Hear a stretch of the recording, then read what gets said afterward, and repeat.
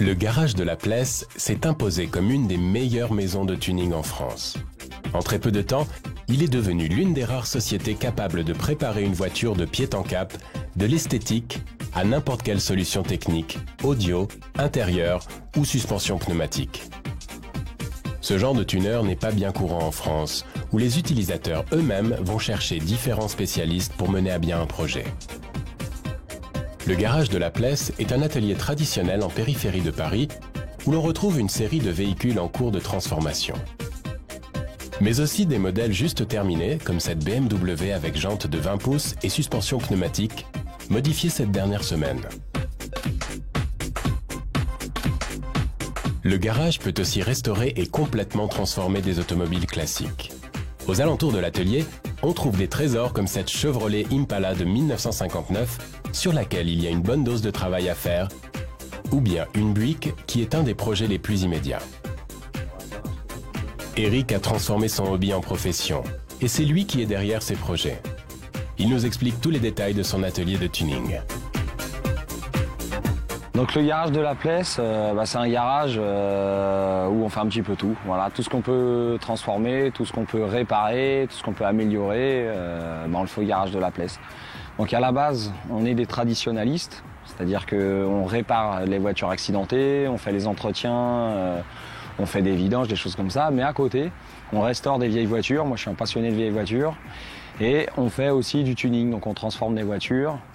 Et le garage de la Plesse, c'est un garage où il y a un maître d'œuvre, donc moi, qui est entouré d'une équipe de professionnels. Donc j'ai vraiment des super carrossiers, peintres, mécaniciens. Et ce qui fait qu'on peut faire un projet de A à Z. Mon style préféré, c'est le lowrider. Je suis tombé amoureux quand j'étais aux États-Unis. Et depuis que j'ai vu ça, je suis un fou de lowrider. J'adore aussi le custom, tout le hot rod, en fait, toute vraiment la culture automobile américaine. Je suis fan. Jetons un œil à l'une des voitures, une Renault 5 GT Turbo complètement modifiée. À l'extérieur, il y a eu beaucoup de travail sur le châssis et la peinture. À une époque, Eric était responsable d'un team de motocross et il a incorporé l'esthétique de ce monde-là dans ses voitures avec des couleurs vives, des reflets et des étoiles. Les fenêtres ont été entièrement teintées grâce à une technique développée par le garage pour permettre de peindre le vert sur toutes ces voitures. À l'arrière, on retrouve le même travail. Le haut des phares a été rattaché à la carrosserie, il n'y a pas de gouttière ni de moulage, tout le travail étant caché par la peinture. Le moteur turbo a été modifié pour délivrer plus de puissance avec un échappement bruyant qui dépasse sur le côté dans un style hot rod. Les roues, la suspension et les freins ont été modifiés en accord avec ce nouveau véhicule. Un coup d'œil à l'intérieur révèle un cockpit dénudé avec 2 sièges, un arceau de sécurité et juste ce qu'il faut pour savourer la conduite. Eric nous raconte quel est l'esprit de cette customisation. Donc en fait, mon style, c'est vraiment le rider. Et en ce moment, j'ai vu les dernières tendances au CMA-Show cette année, où ils commencent à mélanger le custom et le rider. Et tu as notamment le dernier projet de Jesse James sur une Impala 69, où c'est un projet mal custom et le rider.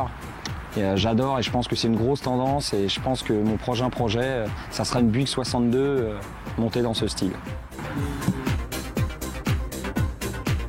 Découvrons maintenant un de leurs projets vedettes, une Volkswagen Lupo, probablement un des modèles avec les meilleures et les plus nombreuses modifications sur la base de la petite Volkswagen. Donc tu peux voir derrière moi donc ma petite Lupo. Donc là on a voulu réaliser vraiment un lowrider. Donc ça c'est un vrai projet complet, monté dans l'esprit lowrider comme aux États-Unis. C'est-à-dire qu'aux États-Unis, quand ils montent un lowrider, ils le passent en big block. Donc nous on n'a pas cette possibilité-là en Europe. Donc on a passé le moteur en biturbo, on a mis un gros moteur.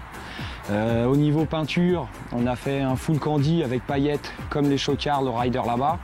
Monté sur suspension, roue à rayons. Et on a fait une installation son avec un intérieur vraiment bien crazy, quoi. Le travail sur la carrosserie est tout simplement incroyable, avec une peinture surprenante qui à elle seule réussit à lui donner un air extraordinaire. Le scintillement et les reflets sont typiques du style lowrider qu'Eric affectionne tant, tout comme les jantes à rayons et la suspension pneumatique à la capacité maximum. Il y a aussi des centaines de changements à l'arrière, y compris le coffre, et un équipement audio complet est installé à la place des sièges passagers. L'intérieur est recouvert de peluche rouge dans un style parfait et très original. N'oublions pas les 2 turbos logés devant le moteur qui portent la puissance de ce chocard à 140 chevaux, transféré au sol par une boîte automatique. Je suis sûr que le garage de la Plesse continuera de nous surprendre avec des nouvelles réalisations.